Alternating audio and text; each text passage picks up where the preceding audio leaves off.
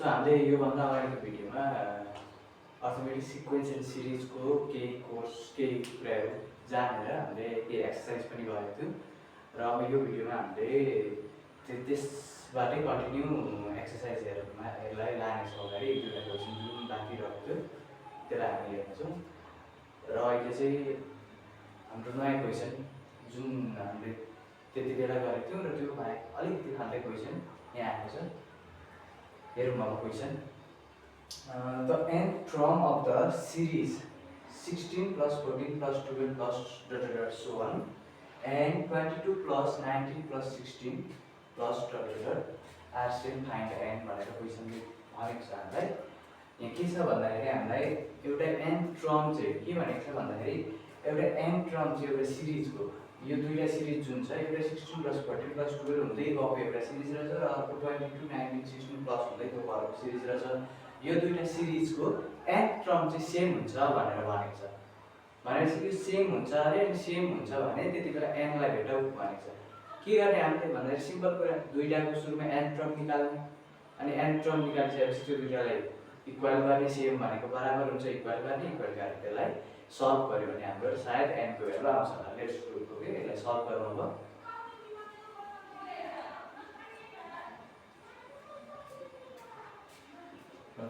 Solution ल सुरुमा एउटा सिरिज फर्स्ट सिरिजलाई हेरौँ। फर्स्ट सिरिज कति छ भन्दाखेरि 16 plus 14 plus 12 plus and so on कहाँसम्म चाहिँ थाहा छैन हामीलाई, यति देख्छ। अब यसमा के देख्छौँ भन्दाखेरि फर्स्ट सिरिजबाट हेर हामीलाई ए भन्ने कति छ भन्दा हाम्रो ए भन्ने सुरुको हो भन्ने थाहा छ हाम्रो फर्स्ट टर्म यति छ र टी भनेको t2 minus t1 गर्दाखेरि 14 minus 16 भनेको -2 रहेछ हैन त। a भनेको थाहा छ t भनेको तपाईहरुलाई थाहा छ भनेपछि यो दुईटा आयो भने अब हाम्रो nth term so nth term tn भनेको चाहिँ a plus n minus 1d हो र यसमा a भनेको 16 plus n minus 1 र d भनेको -2 छ। यसलाई सल्भ गर्दा कति हुन्छ 16 प्लस n -2 गर्दाखेरि कति हुन्छ -2n हुन्छ र plus minus minus minus minus plus 2 हुन्छ 2 भनेको 18 minus 2n। ओके, भनेको हाम्रो फर्स्ट सिरिजबाट n टर्म भनेको 18 minus 2n आयो। अब फेरि again सेकेन्ड सिरिजमा हेरौँ हामी। सेकेन्ड सिरिजमा छौँ हामी। सेकेन्ड सिरिजमा के छ भन्दाखेरि सेकेन्ड सिरिजमा हाम्रो 22 plus 19 plus 16 plus and so on छ हैन। यो छ भनेपछि यहाँनेरि हेर यहाँ के छ भन्दाखेरि यो सेकेन्डमा हाम्रो a भनेको 22 छ र d भनेको t2 minus t1 गर्दाखेरि 19 minus 22 भनेको -3 छ। भनेपछि यसमा पनि हाम्रो सो यसको पनि tn भनेको कति हुन्छ a plus n minus 1 d हुन्छ। यो भनेको 22 plus n minus 1 minus 3 भयो। यसलाई सल्भ गर्ने हो भने 22 minus 3n plus 3 25 minus 3n भयो। यति आयो दुईटाको tn भनेपछि अब एकर्डिङ टु द क्वेसन हामीलाई क्वेसनले के भनेको छ भन्दाखेरि n टर्म सेम हुन्छ भनिसकेको छ। यसको मतलब हाम्रो सुरुको n टर्म 18 minus 2n र यो सेकेन्डको n टर्म 25 minus 3n के हुन्छ बराबर हुन्छ। अब यसलाई सल्भ गरौँ। और जस्तो हाम्रो 18 यहाँ छ 18 लाई यही छोड्दिउँ अथवा हाम्रो के गरौँ भन्दाखेरि ल n लाई हामी एकैतिर लियौँ र नम्बरलाई एकैतिर लियौँ है। हाम्रो यता -2n छ यो 3n यता आउने भने +3n हुन्छ र यता 25 छ 18 उता जाने भने -18 हुन्छ। ल अब यसलाई सल्भ गर्दा यो भनेको n = यो माइनस यो भनेको 7 भनेपछि therefore n = 7। हामीले सल्भ गर्दाखेरि हाम्रो n भनेको कति आयो 7 आयो। हामीलाई फर्स्ट हामीलाई एउटा सिरिज दुईटा सिरिज थियो, दुईटा सिरिजबाट n टर्म इक्वल हुन्छ भन्नु। हामीले दुईटै सिरिजबाट a र b निकाल्यौँ र n टर्म निकाल्यौँ। n टर्म निकालिसकेपछि दुईटै n टर्म हामीले के गर्यौँ भन्दाखेरि बराबर गर्यौँ, सेम छ भनिसकेको छ क्वेसनले, एटिक्यू मतलब एकोर्डिङ टु द क्वेसन। र दुईटै n टर्मलाई इक्वल गरिसकेपछि यहाँ चाहिँ के गर्यौँ भन्दाखेरि हामीले यसलाई सल्भ गर्यौँ, सल्भ गरेर हामीले n निकाल्यौँ। सो सिम्पल छ कुरा। ल अब अर्को क्वेसनतिर जाउँ हामी।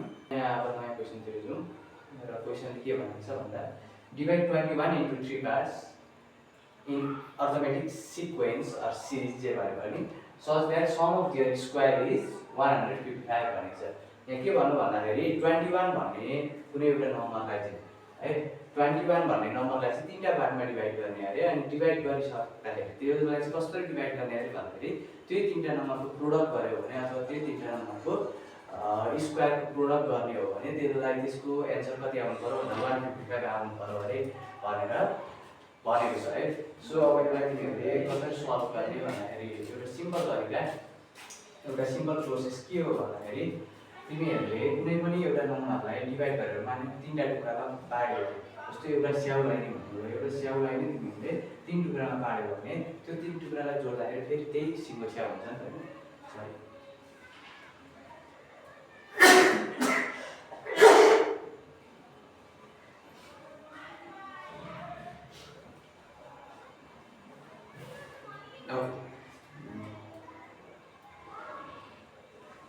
त्यस्तै गरेर जस्तो तिमीहरूले एउटा 12 भन्ने नम्बर छ अरे, यो 12 भन्ने नम्बरलाई तीनटा भागमा डिभाइड गर्यो मतलब एउटा 3 बनायो अरे, एउटा 4 बनायो अरे, एउटा 5 बनायो भने मानिलिउँ मैले यो तीनटै नम्बरलाई फेरि जोड्यो भने त 12 हुनु पर्यो त है। हो यो कुरा ख्याल गर्ने है यहाँनिर। मतलब 21 लाई कुनै तीनटा नम्बरमा भाग गर्ने, त्यसलाई भाग गर्दाखेरि त्यो जोड्दाखेरि त 21 नै हुन्छ नि त।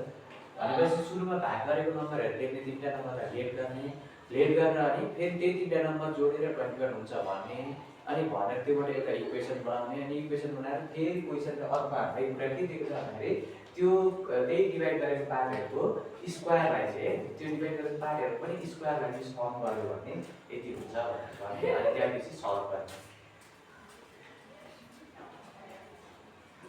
ल लेट्स गो नाउ।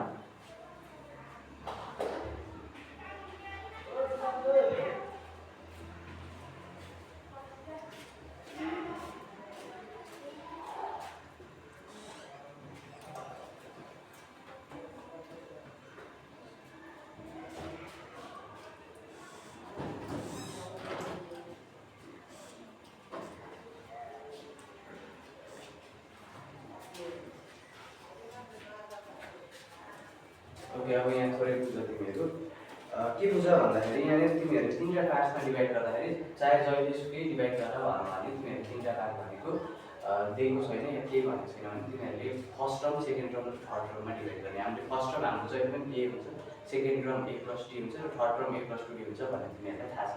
यही तीनटा पार्ट्समा डिभाइड गर्ने है। अनि यो डिभाइड गरेर के गर्नु भन्दाखेरि यो डिभाइड गरिसकेपछि अब हामीलाई के थाहा छ भन्दाखेरि बुझ्नु, हामीलाई के थाहा हुनुपर्छ भन्दाखेरि यदि 21 लाई तीनटा पार्ट्समा डिभाइड गरेको छ भने यही तीनटा पार्ट जोड्दा a + d र +a + 2d यो तीनटा पार्टहरू जोड्दाखेरि त्यही 21 हुनुपर्छ है भन्ने कुरा ख्याल गर्नुपर्छ तिमीहरूले। अब यो भइसकेपछि यसलाई सल्भ गर्ने, जस्तो यसलाई सल्भ गर्दा a + a + a 3a भयो, + d + 2d 3d भयो र यो जम्मा 21 भयो र यहाँ फेरि 3a + d भयो र यो 21 3 कमन लिएको मैले है। अब a + d भनेको चाहिँ 21/3 भयो र therefore a मात्र भनेको चाहिँ कति हुन्छ भन्दा 21 लाई 3 ले डिभाइड गर्दा 7 भयो र +2 त हाम्रो -d भयो। यो एउटा इक्वेसन भन्ने हो। यसरी एउटा इक्वेसन बनाउने, यो एउटा इक्वेसन बनाउने चाहे यहाँनिर हामीले जेसुकै भन्नुहोस् डिभाइड जतिसुकै पार्ट भन्नुहोस् हामीले यसरी एउटा इक्वेसन बनाउने। अनि अब इक्वेसन बनाइसकेपछि according to the question हामीलाई क्वेसनले के भनेको छ भन्दाखेरि sum of their square is 155 भन्नु है। तिनीहरूको स्क्वायरको सम 155 हुन्छ भन्नु मतलब जस्तो हामीलाई एउटा भनेको a छ, a को स्क्वायरमा जोड्ने अर्को a + d छ, a + d को स्क्वायरमा जोड्ने अर्को a + 2d छ। यो सबैको स्क्वायरमा जोडेर यो जोड्दाखेरि चाहिँ कति हुन्छ अरे भन्दाखेरि 155 हुन्छ भनेको क्वेसनले क्वेसनले यो भनेको छ हामीलाई सम अफ देयर स्क्वायर चाहिँ यति हुन्छ भनेर भनेको छ भनेपछि यो सम अफ देयर स्क्वायर गर्ने सुरुमा अनि यो गरिसकेपछि अब के गर्ने भन्दा ए भनेको अब भ्यालु हाल्दै जाने हाम्रो ए भनेको 7 - d छ नि त भनेपछि ए मा 7 - d प्लस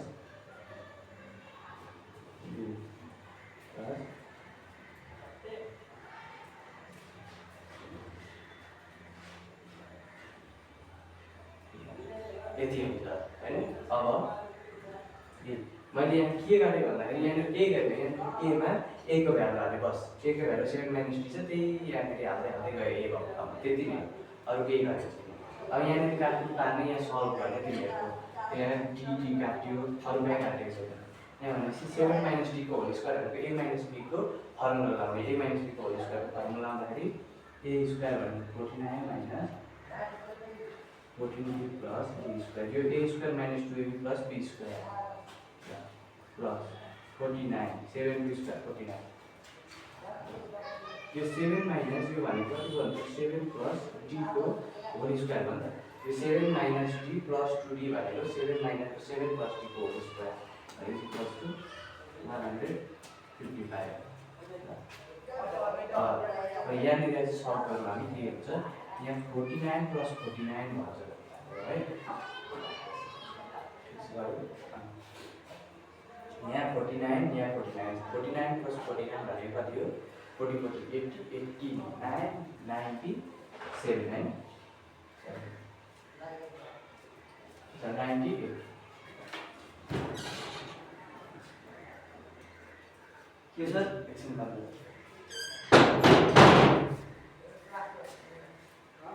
यो भनेको 98 minus 14d plus d square भयो र प्लस यहाँ पनि फर्मुला हो 7d square 49 plus 14d plus d square is equals to 155 भयो। अनि अब यहाँनिर के भयो भन्दाखेरि 14d काट्यो माइनस र प्लसमा छ।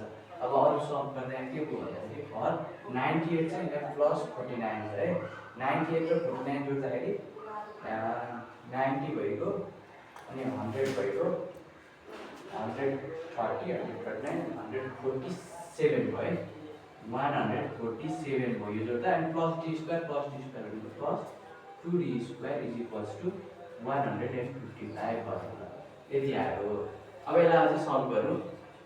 अब त्यो 147 उता लाने भने के हुन्छ भन्दा 2d square is equals to 155 minus 147 हुन्छ र यो d स्क्वायर मात्र हुने भनेको 155 मा 147 माइनस गर्दा कति हुन्छ 8 हुन्छ र 8 भएर यो 2 उता जाँदा डिभाइडमा जान्छ देयरफोर d भनेको चाहिँ कति हुन्छ भन्दाखेरि यो भनेको त 4 भयो अनि स्क्वायर उता जाँदा रुट लाग्छ प्लस माइनस 4 भयो भनेपछि d भनेको प्लस माइनस 2 हुन्छ। d प्लस माइनस 2 हुन्छ भने अब के भयो भन्दाखेरि a चाहिँ कति हुन्छ त सो अब d प्लस होइन है when d is equals to plus 2 d plus 2 हुँदाखेरि a कति हुन्छ भन्दाखेरि 7 माइनस d मा 2 हाल्दाखेरि 5 भयो। अब फेरि अर्कोमा when d is equals to minus 2 हुन्छ भने a चाहिँ कति हुन्छ भन्दाखेरि 7 प्लस 2 हुन्छ भनेको 9 भयो। यति भयो हैन। अब a र d आइसकेपछि हामीले के निकाल्नु पर्ने छ भन्दाखेरि यहाँनिर डिभाइड गर भनेको छ तीनटा नम्बर यो फाइन्ड गर भनेको छैन भनेपछि त्यो तीनटा नम्बर फाइन्ड गर्नुपर्छ है। भनेपछि now when d is equals to 2 and a is equals to 5 d 2 हुँदा र a 5 हुँदाखेरि के हुन्छ तीनटा नम्बर भन्दाखेरि a भनेको 5 हुन्छ अर्को a plus d भनेको 5 plus 2 7 हुन्छ र अर्को a plus 2d भनेको 5 plus 2 into 2 भनेको 9 हुन्छ। यो एउटा भयो अनि अर्को when d is equals to -2 र a is equals to 9 भनेको चाहिँ त्यतिबेला a 9 हुन्छ a plus d 9 minus 2 भनेको 7 हुन्छ र a plus 2d भनेको 9 plus 2 into d भनेको -2 गर्दाखेरि कति हुन्छ भन्दाखेरि 4 4 र 5 यहाँ 5 हुन्छ भनेपछि यता 5 7 9 भयो यता 9 7 5 भयो ठ्याक्कै त्यसकै उल्टो हुन्छ र अब योभन्दा बाँकी कुरा त्यस्तो केही छैन होला सायद है योभन्दा बाँकी कुरा त्यस्तो केही छैन आफैले विचार गर्नु र यसलाई फेरि रिभाइज गर्नु र let's meet on the next video